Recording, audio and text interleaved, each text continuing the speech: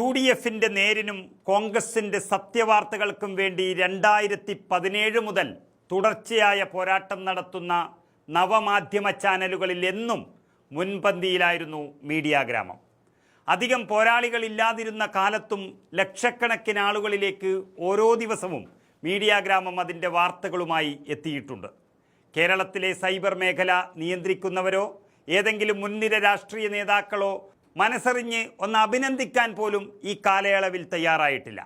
Negative വാർത്തകൾ നൽകുന്നവരെ കാലും കയ്യും പിടിച്ച് കൂടെ നിർത്താനും പരിപാടികളിലേക്ക് ക്ഷണിക്കാനും നേതാക്കൾ മത്സരിച്ചപ്പോൾ മീഡിയ ഗ്രാമത്തിന് ഒരഭിമുഖം പോലും നൽകാൻ തയ്യാറായ കോൺഗ്രസ് നേതാക്കൾ വളരെ കുറവാണ്. പക്ഷേ അപ്പോഴും നിലപാടുകളിൽ മാറ്റമില്ലാതെ ഈ ചാനൽ മുന്നോട്ട് തന്നെ പോയി. കാരണം ഇത് നേതാക്കൾ അറിയാതെ പാർട്ടിയെയും മുന്നണിയെയും സ്നേഹിക്കുന്നവരുടെ ഒരു വമ്പൻ കൂട്ടായ്മയായിരുന്നു. കേരളത്തിൽ ഇപ്പോൾ നടക്കുന്ന മുഖ്യമന്ത്രി തർക്കത്തിൽ ഒരു ഘട്ടത്തിലും ഭാഗം പിടിക്കാൻ മീഡിയ ഗ്രാമമോ അതിനകത്തെ ജേർണലിസ്റ്റുകളോ ഇതുവരെ തയ്യാറായിട്ടില്ല എന്നുള്ളതാണ്. പക്ഷേ ഇപ്പോൾ തുറന്നു പറയട്ടെ, ഈ നടക്കുന്നത് അപകടകരമായ പ്രവണതയാണ്. സ്വന്തം പാർട്ടി നേതാക്കളെ ഇകഴ്ത്താൻ പരസ്പരം ടീമുകൾ ഉണ്ടാക്കി മത്സരിക്കുന്നത് പാർട്ടിയെ വല്ലാത്ത രീതിയിൽ തകർക്കാൻ മാത്രമേ ഉപകരിക്കുകയുള്ളൂ. അതോർത്താൽ നല്ലത്. അധികാരത്തിൻ്റെ തലപ്പത്തേക്ക് ഒരാൾ കയറി ചെല്ലാനുള്ള എളുപ്പവഴി സോഷ്യൽ മീഡിയ അല്ല എന്ന് തിരിച്ചറിയാൻ ഓരോ ഗ്രൂപ്പുകൾക്കും സാധിക്കുക തന്നെ വേണം. സോഷ്യൽ മീഡിയയാണ് തീരുമാനിക്കുന്നതെങ്കിൽ ഇന്ന് ഒരു നിമിഷം വൈകാതെ ഈ പാർട്ടി സ്വീകരിക്കേണ്ടത് ശ്രീ രാഹുൽ മാങ്കൂട്ടത്തെയാണ്. കേരളത്തിൽ മഹാഭൂരിപക്ഷം ആളുകളും ഓരോ വീഡിയോയ്ക്ക് പിന്നിലും രാഹുലിന് വേണ്ടി കൂടെ നിൽക്കുന്നൊരു കാഴ്ചയാണ് നമ്മൾ എത്രയോ മാസങ്ങളായി കണ്ടുകൊണ്ടിരിക്കുന്നത്. തെരഞ്ഞെടുപ്പ് കാലത്ത് പിണറായി സർക്കാരിനെതിരെ അതിശക്തമായ നിലപാടുകൾ സ്വീകരിക്കേണ്ടുന്ന ഘട്ടത്തിൽ ആധികാരിക വീഡിയോ പ്രസൻറ്റേഷനുമായി കേരളത്തിലെ പൊതുസമൂഹത്തിൻ്റെ മുന്നിലേക്ക് വന്നത് രാഹുൽ മാങ്കൂട്ടമായിരുന്നു. അദ്ദേഹം നൽകിയ ഉത്തരങ്ങൾക്കും അദ്ദേഹം ചോദിച്ച ചോദ്യങ്ങൾക്കും മുന്നിൽ കേരളത്തിലെ ഇടതുപക്ഷ മുന്നണി ആടി ഉലയുന്ന കാഴ്ചയാണ് നമ്മൾ കണ്ടത്. അകത്തുള്ള രാഹുലിനേക്കാൾ പുറത്തുള്ള രാഹുലാണ് ശക്തനെന്ന് കേരള ജനത മനസ്സിലാക്കിയ നിമിഷങ്ങളായിരുന്നു അത്. പക്ഷേ ആ രാഹുൽ മാങ്കൂട്ടം ഇത്രയും വലിയ ജനപിന്തുണ ഉണ്ടായിട്ടും ഇപ്പോഴും പുറത്തു നിൽക്കുകയാണ്. സമാന്തര കേസുകളിൽ അപമാനിതനായ PK ശശിയെപ്പോലുള്ളവരെ സ്ഥാനാർത്ഥിയാക്കുക വഴി ധാർമ്മികതയ്ക്ക് രണ്ട് മുഖമുണ്ടോ എന്നൊരു സംശയവും നേതൃത്വം ഉയർത്തി. അന്ന് സൈബർ ഇടത്തിൽ ഏറ്റവും കൂടുതൽ വിമർശിക്കപ്പെട്ട നേതാവായിരുന്നു ശ്രീ VD സതീശൻ. പക്ഷേ യഥാർത്ഥ കോൺഗ്രസ്സുകാരാണ് അദ്ദേഹത്തെ പിന്തുണച്ചത്. പക്ഷേ ഇന്ന് അദ്ദേഹത്തിന് വേണ്ടി വലിയൊരു സൈബർ വിഭാഗം നവമാധ്യമങ്ങളിൽ പ്രവർത്തിക്കുകയാണ്. ആ വിഭാഗമാകട്ടെ സ്വന്തം പാർട്ടിയിലെ അനുഭവ സമ്പത്തുള്ള നേതാക്കളെ തലങ്ങും വിലങ്ങും ആക്രമിച്ചുകൊണ്ടേയിരിക്കുകയാണ്.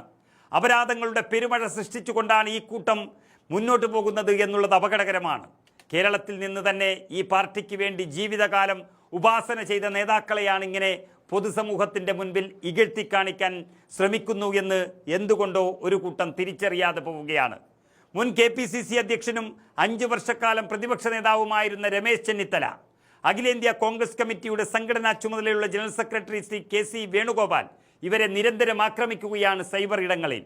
കേരളത്തിൻ്റെ മുഖ്യമന്ത്രി പദത്തിലേക്ക് ഒരാളെ അധികാരം കിട്ടിയാൽ കൊണ്ടുവരാൻ അതിൻ്റേതായ സംഘടനാപരമായിട്ടുള്ള വഴികളുണ്ട്.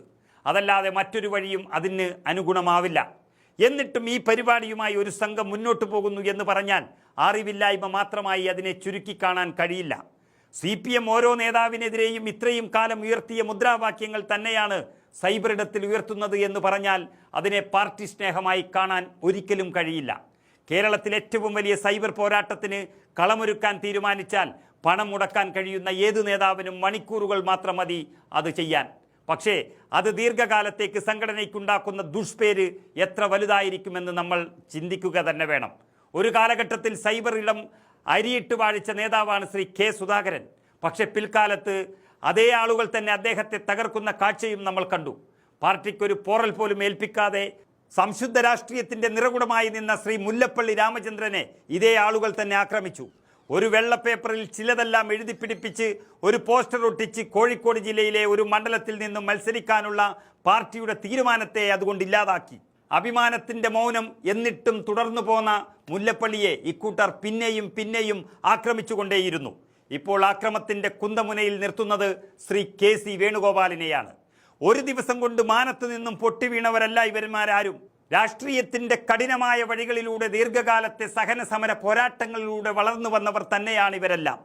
രാഷ്ട്രീയ വഴിയിലെ കനൽ കത്തുന്ന തീഷ്ണാനുഭവങ്ങൾ വിവരിക്കാൻ നിന്നാൽ അത് താങ്ങാനുള്ള കരുത്ത് പലർക്കും ഉണ്ടായിക്കൊള്ളണമെന്നില്ല.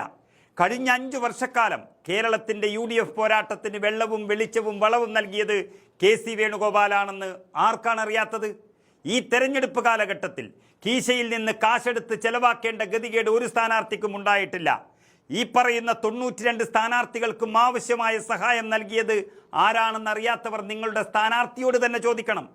വിമത സ്ഥാനാർത്ഥികളെ കൊണ്ട് പൊറുതിമുട്ടിയിരുന്ന തെരഞ്ഞെടുപ്പ് രംഗത്ത് ഒരു വിമതൻ പോലും കോൺഗ്രസ് സ്ഥാനാർത്ഥിക്കെതിരെ മത്സരിക്കില്ല എന്ന് പറയുമ്പോൾ അതിനുവേണ്ടി ഓരോ ആളുകളെയും ചേർത്ത് പിടിച്ചത് ആരാണെന്ന് തിരിച്ചറിയാൻ നമുക്ക് കഴിയണം. വിസ്മയം തീർത്ത് നിരവധി CPM നേതാക്കളെ പുറത്തു കൊണ്ടുവന്ന് അവരെ കണ്ണിലെ കൃഷ്ണമണി പോലെ കാത്തു സംരക്ഷിച്ചത് ആരാണെന്നറിയാൻ നിങ്ങൾ G സുധാകരനോടോ അല്ലെങ്കിൽ തളിപ്പറമ്പിൽ മത്സരിച്ച സഖാവ് ഗോവിന്ദൻ മാഷോടോ ചോദിക്കണം. കർണാടകയിൽ നിന്നും തെലുങ്കാനയിൽ നിന്നും മന്ത്രിമാർ ഉൾപ്പെടെയുള്ള 400ഓളം നിരീക്ഷകന്മാരെ കൊണ്ടുവന്ന് ഈ തെരഞ്ഞെടുപ്പിനെ സത്യസന്ധമാക്കിയത് ആരാണെന്ന് ആർക്കാണ് അറിഞ്ഞുകൂടാത്തത്? കഴിഞ്ഞ 1.5 വർഷക്കാലം കേരളത്തിലെ പ്രദേശ് കോൺഗ്രസ് കമ്മിറ്റിക്ക് സകല പിന്തുണയും നൽകിയത് ആരാണെന്ന് KPCC നേതാക്കളോട് ചോദിക്കണം. കേരളത്തിലെ ജാതിമത സംഘടനാ നേതാക്കളെ സോഷ്യൽ എഞ്ചിനീയറിംഗിൻ്റെ ഭാഗമായി കൂടെ നിർത്തിയവന് ആദർശത്തിൻ്റെ പരിവേഷം നൽകാൻ നിങ്ങൾക്ക് സാധിക്കില്ലായിരിക്കും. പക്ഷേ അതാണ് നമ്മെ വിജയത്തിലേക്ക് എത്തിക്കുന്ന പക്വതയുള്ള വോട്ട് ബാങ്ക് എന്ന് തിരിച്ചറിയാൻ നമുക്ക് സാധിക്കണം. കേരളത്തിലെ മഹാഭൂരിപക്ഷം സ്ഥാനാർത്ഥികളുടെയും പ്രചരണ കാലത്തിലേക്ക് ഓടിപ്പോയി എന്ന് മാത്രമല്ല, അവർക്ക് വേണ്ടി രാഹുൽ ഗാന്ധി, പ്രിയങ്ക ഗാന്ധി, ഇമ്രാൻ പ്രതാപ് ഗഡി, ശശി തരൂർ, ഷാഫി പറമ്പിൽ തുടങ്ങി സകലരെയും വിന്യസിച്ചതിൻ്റെ പിന്നിലും ഒരേ ഒരു KC വേണുഗോപാൽ മാത്രമായിരുന്നു എന്ന് അരിയാഹാരം കഴിക്കുന്ന ആർക്കും മനസ്സിലാക്കാൻ കഴിയുന്ന കാര്യമാണ്. വെളുത്ത വസ്ത്രത്തിൻ്റെ പളുവളുപ്പിനപ്പുറം ആ ഖദറിൽ നന്ദാവനം ക്യാമ്പിലെ പോലീസുകാരൻ്റെ മൃഗീയമായ ലാത്തിച്ചാർജിൽ ചോരൊഴുക്കിയിട്ടുണ്ട് എന്നത് നമുക്ക് മറക്കാൻ കഴിയുന്നതല്ല. ഉയരം കൂടുന്തോറും കല്ലേറിൻ്റെ എണ്ണം കൂടുമായിരിക്കും. പക്ഷേ അപ്പോഴും സത്യത്തെ മൂടിവയ്ക്കാൻ നമുക്ക് കഴിയുകയില്ല. അതുകൊണ്ട് പറയട്ടെ, 4-ാം തീയതി തെരഞ്ഞെടുപ്പിൻ്റെ ഫലം വരുന്നതുവരെ മൗനം അവലംബിക്കുന്നതാണ് പാർട്ടിയെ സ്നേഹിക്കുന്നവർക്ക് നല്ലത്. അതല്ല, ഈ വിഴുപ്പലക്കലാണ് ആഗ്രഹമെങ്കിൽ കാലം നിങ്ങൾക്കൊരിക്കലും മാപ്പ് തരില്ല എന്ന് ഓർക്കുന്നത് നല്ലത്. താൽക്കാലിക വിജയത്തിൽ അഭിരമിക്കാമെങ്കിലും ദീർഘകാലത്തേക്കത് അപകടത്തിൽ കുറഞ്ഞതൊന്നും സംഭാവന നൽകില്ല.